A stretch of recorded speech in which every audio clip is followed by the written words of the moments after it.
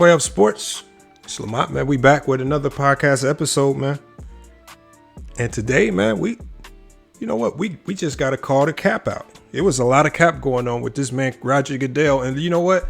I knew his time was coming to expose them for some cap, man. He's always thirsty to expose these players, to act all serious, to act all high and mighty. And when these players do wrong, right? And now it's time to expose this man because he just got caught capping. Roger Goodell. And you guys remember back in 2020, right, during the onset of COVID-19, when things were just going into panic mode, Roger Goodell came out and publicly stated that he was going to sacrifice his $63 million salary, right? And to make sure that money goes to great causes and things of that nature. You know, he wasn't going to take a pay. If Americans weren't getting paid, he wasn't going to get paid either. You know, again, sounds like a noble thing to do, you know, making sure that money goes to the right causes, the right families, yada, yada, yada. You guys know the spiel. The unfortunate reality is that this all turned out to just be a humongous PR stunt. So back in 2020, when COVID-19 took to the world by storm, companies across the country and world were looking to cut costs, knowing that productivity was coming to a halt. Obviously, in the NFL, productivity came to a halt and he couldn't play games. And so Roger Goodell said he was going to forfeit his whole salary for that year in an attempt to show leadership for team owners and the business world alike. You know, again, noble cause. This is why you have to be cautious of people doing and saying these things publicly, right? This is why I was always wary of Kyrie Irving coming out publicly with these noble causes and agendas. You have to be wary because there's always something sneaky underlying to it where there's another ulterior motive or agenda to it. And so it turns out that it was all a sham. Roger Goodell was just completely lying and capping about it. The way it turns out, it says Roger Goodell's contract was structured so that he earned the majority of his money in bonuses. So what was allocated as a salary was very minimal for him. And he says, so the $63 million that he said he was going to give up, that's exactly what he earned the year before. And this was noted by the Athletic's Daniel Kaplan. So it stands to reason. It says what happened basically was the NFL owners were so desperate to try to find ways and measures to make sure they lost as little money as possible that they were willing to give Roger Goodell a massive bonus equal to whatever he gave up, right?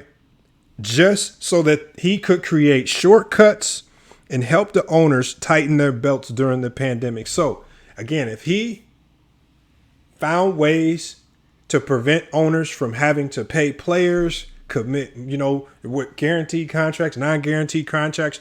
Obviously, you guys know that when certain dates hit, players' monies are guaranteed. The owners were working in cahoots with Roger Goodell to make sure that if he helped them out with regards to creating shortcuts around some of these things, extending dates, changing dates, things like that, then they would make sure his bonus was equal to the $63 million that he claimed he gave up. And so, it's also been exposed that Roger Goodell was not the only one to try to give himself this PR boost. The commissioner of the PGA, his name is Jay Monahan, did the same thing. He said he forfeited his salary that year. But then he earned $14.1 million in bonuses. And it was actually the most money he had ever earned in a single year. And it's because they can finesse and find ways to change rules, policies. But what they ultimately end up doing is they create shortcuts that take money away from the athletes and it gives it back to sponsors or teams in the NFL's case. And so they work in cahoots to make this happen. So, man, it's crazy. So, basically, look, if Roger Goodell, if Jay Monahan or any other figurehead of an organization, if they wonder why the public just simply dislikes them, as we know, most people didn't know who Jay Monahan was, but everyone knows who Roger Goodell is. Well, all they have to do is look at their own decision making. This is one of the reasons why people dislike him. Right? He's so heavy-handed when it comes to the players. It's rare that he ever gives players any leeway. Right? When did he, we saw what he did to Ray Rice. He originally gave him a suspension. Then he went back on that suspension and made it longer, all because of public backlash. Like when is he spared a player? But because the owners were willing to line his pockets with a few extra dollars, he was able to create shortcuts so that they didn't have to pay players. You're taking food off the players' tables just to keep these owners' pockets lined. And it prevented them from having to pay out what was contractually agreed, even though the players couldn't play games. So, again, unfortunately for Roger Goodell and Jay Monahan, especially Roger Goodell in this case, you just got caught in the street capping, man. And it's now it was exposed by Daniel Kaplan of The Athletic. I think that's sad right there. And now I want to know, whatever you claim you forfeited, where did that money actually go? Did it actually go to causes that actually could have helped people during the pandemic? Did it put food on people's tables? I mean, where did it actually go? Because the way it looks here, it looks like you just finessed, because most of your money is earned in bonuses anyway. And you just went ahead and collected that bonus check at the end of the year, which happened to be $63 million, your exact salary the year before, which is very odd. So again, you guys, when a lot of people are so rough on these players when these players make mistakes and they say these punishments are justified. But look at his handling when some of these owners get in trouble. The Jerry Joneses of the world. The owner of the Patriots, I forget his name. But when these guys get in trouble, legal trouble, mind you, at that, convicted, court of law, caught dead to rights, look at how they're handled and babied and coddled, given chances, delicately giving out punishments that really don't equate to anything. And it's because these owners are behind the scenes. They're the ones that cash them out. I can't lie. I mean, look, if I'm the commissioner as well and you guys are lining my bank with $63 million, I might do the same. But at the end of the day, it's still corrupt. It makes you look like a corrupt organization. All right.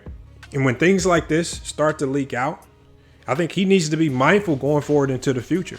Because when it looks and evidence comes out that you're in cahoots with the owners, and we've seen you go more lenient on the owners, even though the NFL bylaws says that the owners need to be held to a higher standard, there's going to be an eye on Roger Goodell going forward. And every time a player gets in trouble, every time a player's up for a potential suspension, this is going to be looming over his head, and it's going to be something that he's going to need to consider, because I could feel like this could come back and backfire if he does the wrong thing or if he issues out a suspension that's just too lengthy. But you guys, let me know in the chat what you think about this right here. Did you guys already suspect something corrupt was going on with Roger Goodell in the NFL? Do you guys already suspect it? Or do you not even consider this story credible or true? You guys, let me know your thoughts about this story right here. I might have to do a deeper dive into this. I'm going to have to do a deeper dive into Roger Goodell, because, man, this story right here tells me there's a lot that we can go back in history and retroactively investigate. There's probably more to this that we can uncover. So again, make sure you guys subscribe, hit that notification bell, because we may have to do a deep dive on this. It's just not something that sits right with me about this. And we may have to go back and revisit a lot of cases. And that one case that just always has stuck in my mind is that Ray Rice case. It always stuck in my mind, and it sticks in my mind because the man never played another football game after that. His career was completely destroyed, even though his wife stood up for him and advocated for him to be back in the NFL. So we're going to have to do a deep dive on that. But it's FYF Sports, man. It's been another great podcast episode. Make sure you guys, man, again, hit that like, hit the subscribe, tune into our live streams. We're going to be talking about all these things. I know you guys have been wanting me to go live. I will be going live very soon. The only way you guys look, the only way I'm going live is look, I got to see the numbers. I got to see the turnout. Right? I told you our lives are an event. So let's make it an event the next time we go live. FYF Sports, man. Another great podcast episode. We will be back with more sports and news. Until then, it's FYF Sports, and we out.